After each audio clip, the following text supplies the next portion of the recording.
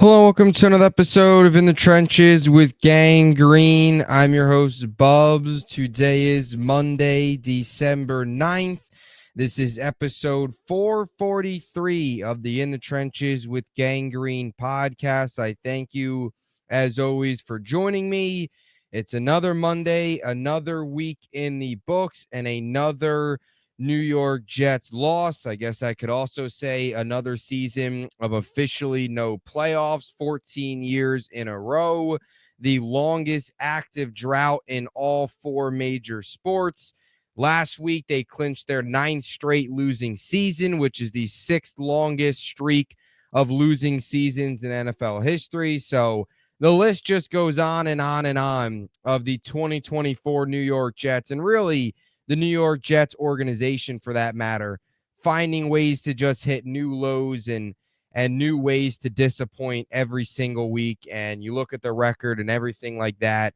4 games left, and we can finally move past this season and head on into the offseason and figure out the next general manager, next coach, and move on from there heading into 2025. So as always, today we're going to kind of break down a couple different things. Want to get to some Garrett Wilson post-game comments that he had to say yesterday after the game that I don't know if I want to say is concerning from a Jet fan perspective, but is certainly one of those comments, again, where it's alarming in terms of all the losing and the impact it's having on guys like Garrett Wilson. You heard what Breece Hall had to say last week.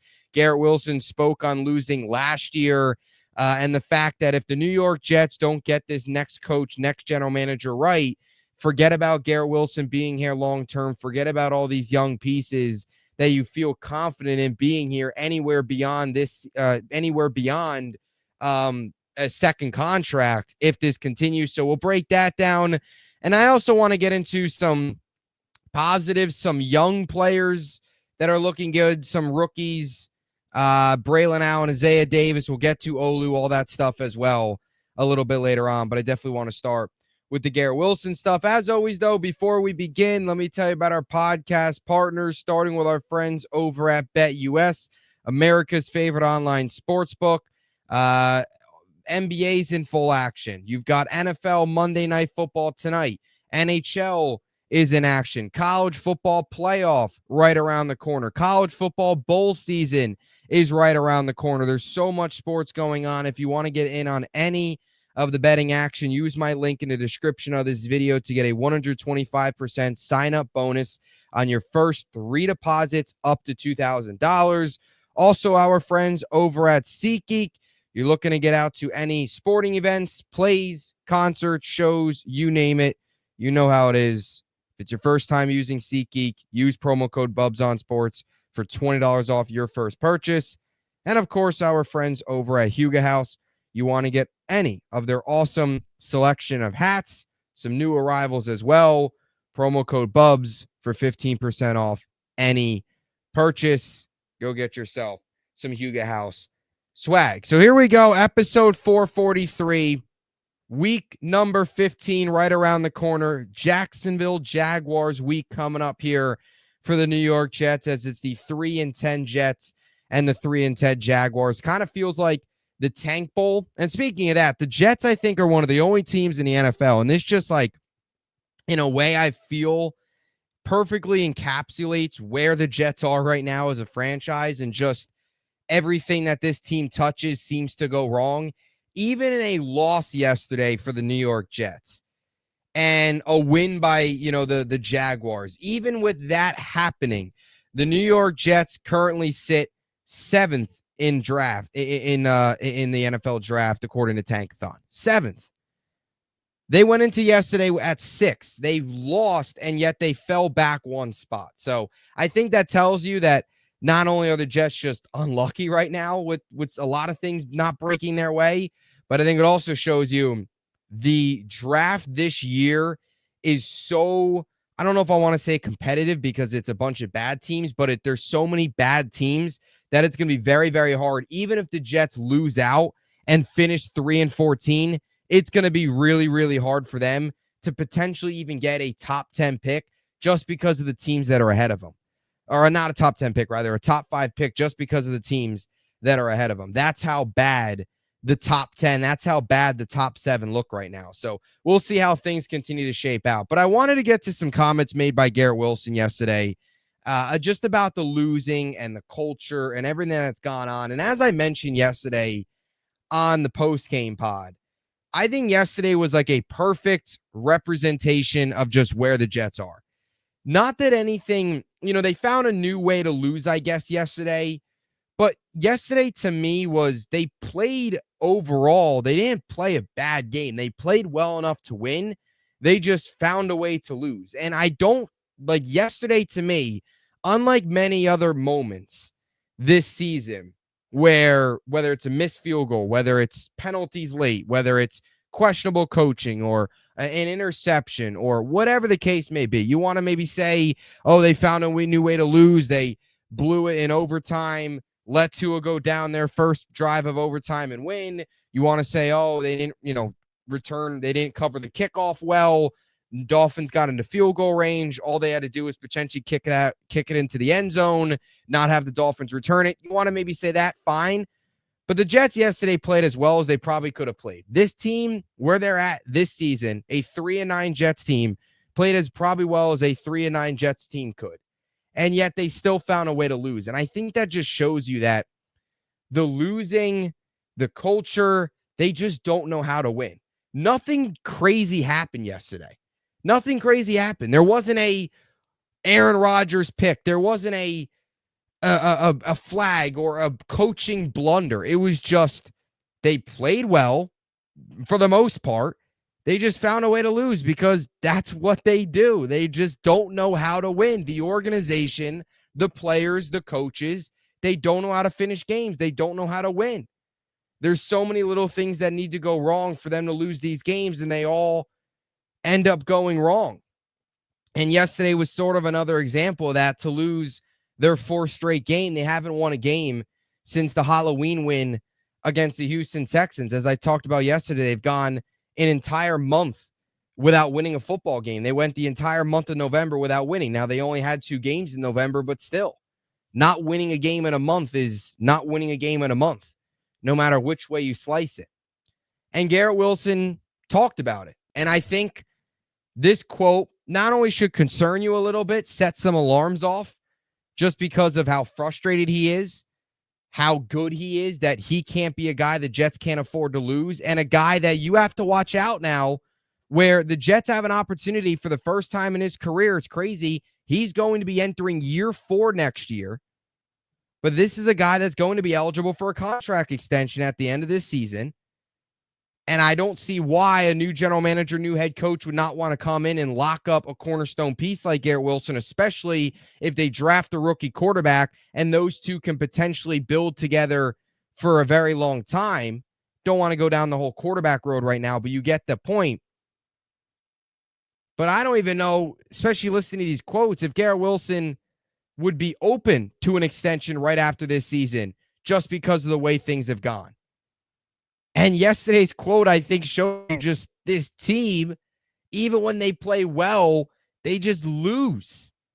Here was Garrett yesterday. There's 2 quotes. I'll play the first one, which was the most notable. I think you guys have lost 5 games this year where you've had a lead in the fourth quarter. Like, how hard is that to fathom? I know you've dealt with a lot in your time here, but that's a little different kind of losing. Yeah, losing period sucks. Yeah. And, when you're up in the fourth quarter, all of a sudden it starts to feel like you have a losing problem. It's like you have like a gene or something. So it's not like we're just going out there and getting our butt beat from start to finish. No. We have a chance to go win the game. We're supposed to win the game. Odds are in our favor, and we're finding a way to lose the game. So it's just frustrating for sure. A losing gene. That was the most, I think, notable line there to take away. That's what it is. It's just a losing culture that they don't know how to win. Yesterday was prime example. They did about, again, for a 3-9 Jets team, where they are in the season, that is probably the best you're going to see this team play. That's it. I don't think you're going to see them play any better. Aaron Rodgers, at this stage in his career, at this stage in the season, that's probably the best game you'll get from Rodgers the rest of the year. You put up 26 points. You should win a game against a 5-7 Dolphins team with 26 points. But the Jets just losing, they just don't know how to win. They have a losing gene. Is Garrett Wilson going to want to be a part of a team if they don't get this head coach and general manager hire right that has a losing gene to begin with? And if they don't get this next guy right, is he going to want to be a part of a team that will continue to have a losing gene for the next 2 to 3 years then? I think this just continues to show how much importance there is on this next head coach, next general manager. I think it also shows that Garrett Wilson, all these young guys, their level of patience is running out. We've known that. We knew that going into last year with Garrett. Garrett last season said, quote, the worst year of my life when they asked him about his 2023 season. He said that in his exit press conference last year. He called it the worst year of his life. This year, talking about losing genes, right? Not really knowing how to win. That's not just the players, but that's also just the organization from top down. He sees it. All these other young guys see it as well. They're not going to want to be a part of this for very much longer. And Breece Hall as well. We talked about it last week. He called this year the most trying year of his life. That's all these guys come from winners in college. They go to the Jets, and it's, all the winning just goes right out the door. Here was Garrett on the whole playoff drought, and another quick clip here. Last year you called last year the worst year of your life. I'm just curious to know your thoughts of just how the season is going and just in the playoffs once again. Just how do you feel? Yeah, I don't feel good, man. I don't feel good about it. So, yeah. Doesn't feel good about it. The way the season's gone, no playoffs again, 3 years. He's been a part of teams. Just think about that 2022 draft class, where they came from, the winning they were doing in college. Think about what they've been through now. A 7-10 2022 season where they lost 6 straight games. A 7-10 2023 season where they gave up on the year 2 games in, or 4 snaps in. Jeez, what am I talking about? 2 games in. 4 snaps in.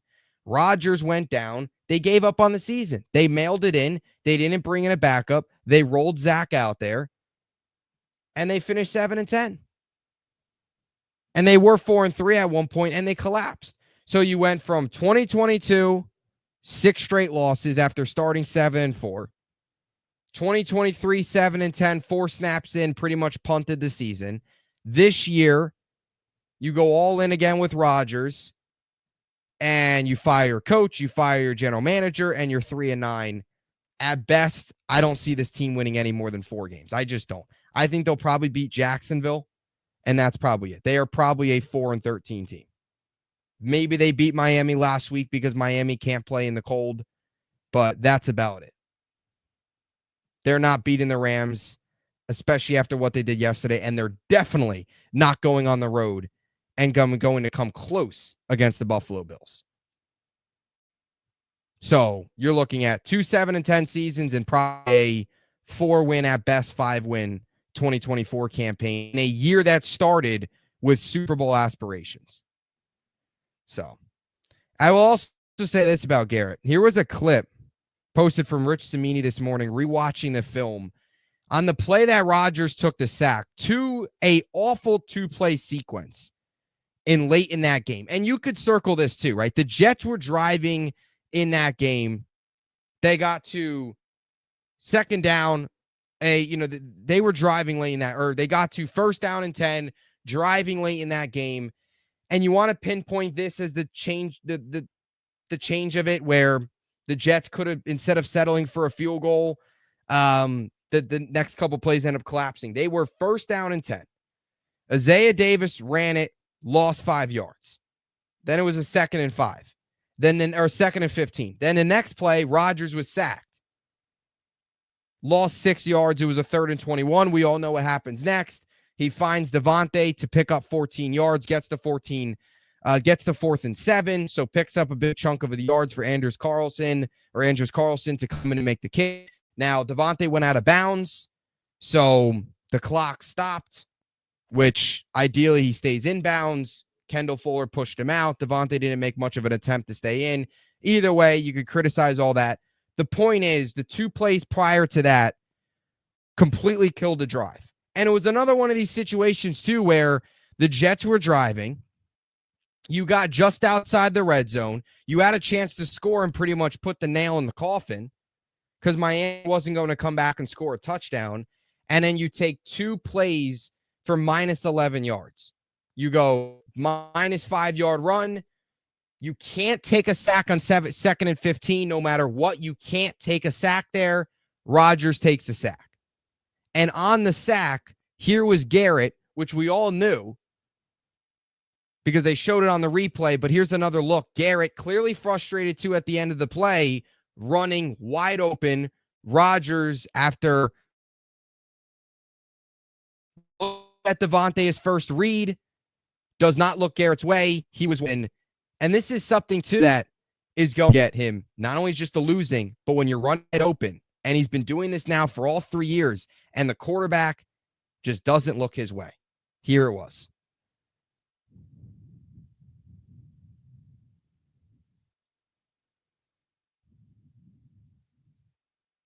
Rodgers' eyes the whole time shifts to the right. And Garrett's there across the middle, wide open. Could have been potentially a touchdown, easily a first down, takes a sack, 3rd and 21. You got to go get 14 yards back just to set up a more manageable field goal.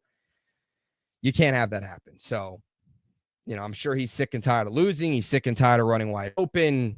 He's sick and tired of quarterbacks that he's played with. And yet somehow Garrett Wilson is a guy that has 81 receptions this year, which is tied for 2nd in the NFL. Has 877 yards, 8th in the NFL, and has 5 touchdowns. Been one of the better receivers in the NFL this season. And he's on his way to a 3rd straight 1,000-yard season in all 3 years. Is on his way to a potential career high in receiving yards, a career high in receptions, and potentially, he's already got a career high in touchdowns, but also potentially just 19 receptions away from becoming just the 2nd wide receiver in Jets history to hit 100 receptions. The first and only was Brandon Marshall in 2015. So Garrett Wilson's a stud. He's got to be here long-term. And the Jets got to give him a reason to want to be here long-term because right now they've given him no reason to be. And it's a shame because he's such a great player and a cornerstone piece. But if this continues and the Jets don't get the head coach and general manager right, you can forget about Garrett.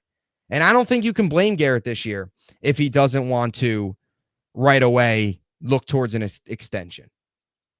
Because I don't think you can. Maybe more next year. But I don't think you can blame him this year if he doesn't want to right away. Because what has he seen to want to maybe, and I know you want to make the most money in your career, but what has he seen to want to be here for another 4 to 5 years if he's always been a part of his losing? So, such an awesome player that hopefully is here long term, but it's up to the Jets to make sure that happens because they haven't given him much of a reason. Same thing with all these other young guys, much of a reason to want to be here long term. And they've got to nail that in January with the coaching hire or whenever the heck that happens. I'd assume it happens January typically, probably January, late January usually. About 2 weeks of interviews, get to late January, make a move. Now, coming off of the Garrett Wilson stuff here, I did want to get to just some young guys that I thought have been playing better, been playing well. We've talked about them.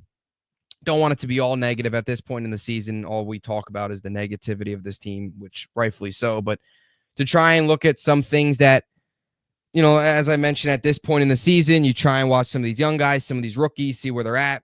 Yesterday, Breece Hall was out. It was a great opportunity for Braylon Allen and Isaiah Davis. I thought both of them looked good. You go back and look at the numbers. Braylon Allen, 11 carries, 43 yards, 3.9 yards per carry. He also had 4 receptions for 38 yards, 9.5 yards per reception.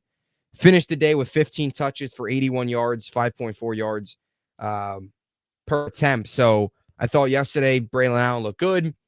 I think Braylon Allen, and we've known this and we saw it a lot in the Titan game, but he's a guy that really wasn't used much in Wisconsin as a receiver, which is, I think, If he was, his draft value would have been much, much higher.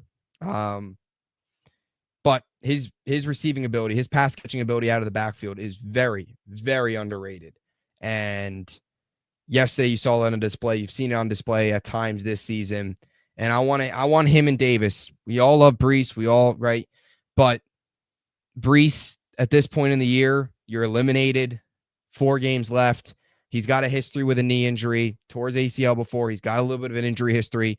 No need for him, if he's not 100%, to go out there and play for a team that's eliminated, right? Let the young guys, for the Jets themselves too, you want to see these guys, you want some of these guys to put on a little bit of a show here, show off a little bit for the next head coach, next general manager, that they have stuff here. You know, Malachi Corley was a healthy scratch yesterday. It's not great. I don't know what the heck. I'll say it. I don't think, right? The early signs are Malachi Corley is going to turn out to be nothing as a Jet. But Braylon Allen, Isaiah Davis, these guys playing well. When some of these coaching candidates see it, at least gives them a little bit more to work with. So those are Braylon Allen's numbers yesterday. Isaiah Davis as well, 10 carries, 40 yards, 4 yards per carry, and a touchdown. First rushing touchdown of his career. He also tallied 3 receptions for 27 yards, 9 yards per reception. So finished the day with 13 total touches for 67 yards, 5.2 yards per attempt, and that rushing touchdown. So back-to-back weeks with a touchdown for Isaiah Davis. Good to see him finding the end zone. The rushing touchdown was really probably one of the biggest positives yesterday. Joe Tittman, beautiful block. Olu, beautiful block. Opens up the left side. Really nice burst from Davis to get through the line and get through the second level. That was a really big positive yesterday. Really, really big positive for that 17-yard touchdown run. So that was something that this point in the season, if you're going to have success, you're going to want the success to be young guys, and that's all it was. Your second-year center making a good block, your rookie left tackle making a good block, and your rookie running back who's now getting more opportunities showing off some of his burst. At this point in the season, those are the plays you want, where the young guys are stepping up. It's not, we don't need to see we don't need to see Allen Lazard, right? We don't need to see those guys. We need to see these young guys, and we've seen some of that. Other guys in the offense, like I said, Olu, Tittman, 2 guys that I thought did some good things yesterday. There's some plays where Olu's just a wall. So, again, you at least go into the offseason having optimism in your left tackle. The Jets haven't been able to solve the whole left tackle quarterback puzzle in a very long time. And it's going into 2025, at least the next general manager, you feel like you've got something in your left tackle. That's a key first step in trying to get this team back on track. I will also say this, Jamien Sherwood, who will be up for an extension in the offseason, or will be, available in the offseason. This is it for him. Obviously not a first-round pick, so no fifth-year option. This is it. He'll be a free agent in the offseason. I think you've got to bring him back if you're the Jets, especially with C.J. Mosley going on IR, pretty much ending his Jet career. Obviously a ton of respect for what CJ Mosley was able to do in a Jet uniform the last couple seasons. But with Mosley most likely gone, you've got Quincy Williams, under contract for another season. He signed that 3-year deal going into 2022. So he's under contract, again next year before hitting free agency again.